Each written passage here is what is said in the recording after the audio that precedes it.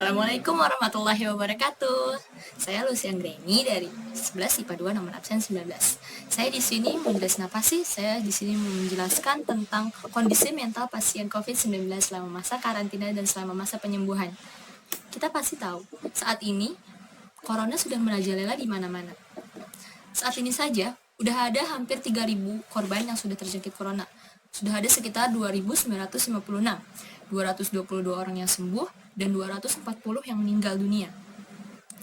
Terus apa sih hubungannya? Pasti kita dengan korban sebanyak itu, kita udah sangat panik, sangat khawatir terhadap penyebaran virus ini. Dan secara tidak langsung kita pasti mengucilkan para korban-korban atau para pasien-pasien yang sudah terjangkit corona. Benar begitu bukan? Pasti kita memandang mereka dengan takut, memandang mereka dengan jijik, karena kita sendiri sebagai manusia takut akan terjangkitnya virus itu. Karena begitu parahnya virus itu yang bisa menyebabkan kematian. Di luar negeri saja sudah banyak sekali kasus-kasus yang menyebabkan kematian. Di Amerika sudah ada 300 orang per hari yang meninggal dunia, dan di Italia sendiri sampai 700 orang meninggal setiap harinya, sampai presidennya pun bingung harus mengubur di mana. Dengan begitu, apa tidak membuat kita sebagai orang yang sehat dan sebagai orang awam takut akan hal itu? Pastilah kita takut. Pastilah kita sangat-sangat khawatir. Maka dari itu kita pasti melihat mereka yang terkena yang sebagai pasien, sebagai monster, sebagai penyebab kekacauan. Padahal mereka pun tidak ingin menjadi seperti itu. Mereka butuh support agar mereka cepat sembuh. Kenapa? Kenapa kita tidak bisa memberikan support kepada mereka supaya mereka bisa cepat sembuh di masa karantina mereka? Kenapa kita harus memandang mereka dengan takut? Walaupun memang benar, secara medis, penyakit tersebut sangat berbahaya. Sangat-sangat berbahaya, bahkan sampai tenaga medis sendiri harus menggunakan alat pelindung diri setiap kali menyentuh ataupun akan memeriksa pasien tersebut dan mengecek perkembangannya. Kita sebagai manusia sangat-sangat egois. Kita tidak memikirkan bagaimana batin mereka, bagaimana rasa rindu mereka selama karantina, selama masa penyembuhan. Maka dari itu, para dokter dan para perawat mengusahakan untuk membuat para pasien yang berada dalam karantina untuk tidak merasa stres ataupun tidak merasakan tekanan yang sangat besar. Karena menurut pandangan psikologi, dengan adanya tekanan ataupun adanya beban di pikiran, hal itu bisa menurunkan imun dan daya tahan tubuh. Maka dari itu, kita juga sebagai orang awam harus terus mendukung pasien yang terjangkit agar mereka cepat sembuh, agar Indonesia segera terbebas dari corona.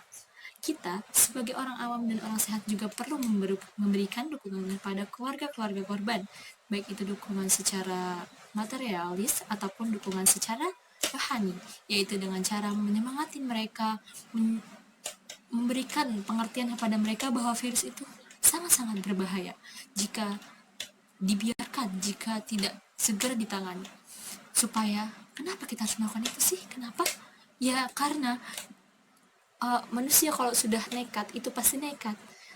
Takutnya karena rasa rindu terhadap keluarga yang dikarantina, terhadap sanak keluarga yang terjangkit tersebut, kita menjadi nekat.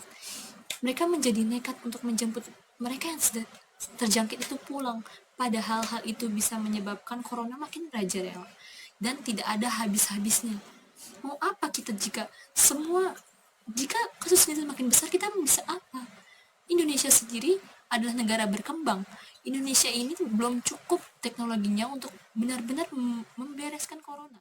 Di Cina sendiri, di tempat asalnya, itu sedang dikembangkan vaksin-vaksin untuk menyembuhkan virus ini. Di Australia sendiri juga sudah ada yang melakukan penelitian untuk mengembangkan vaksin ini. Namun di Indonesia sendiri belum ada, karena saat ini Indonesia masih sibuk dengan para pasien-pasien tersebut. Indonesia masih sibuk dengan mencari tempat di mana menaruh pasien-pasien tersebut, karena di Indonesia sendiri belum memadai tempatnya. Di Indonesia sendiri belum memadai fasilitas-fasilitasnya. Maka dari itu, kita sebagai orang yang sehat, sebagai orang awam yang setidaknya tidak bisa memberikan dukungan secara materialis, kita bisa memberikan dukungan secara rohani dan memberikan semangat kepada tenaga dokter, kepada pasien yang terjangkit supaya mereka tetap semangat melawan virus ini, supaya mereka tak gentar, supaya Indonesia cepat segera terbebas dari corona. Kita juga diperlukan kesadaran diri supaya kita tetap di rumah, kita menjaga kebersihan, memakai masker, dan kalau bisa tidak ada kepentingan penting, jangan keluar. Karena hal itu bisa menyebabkan keluarga kita di rumah terjangkit corona.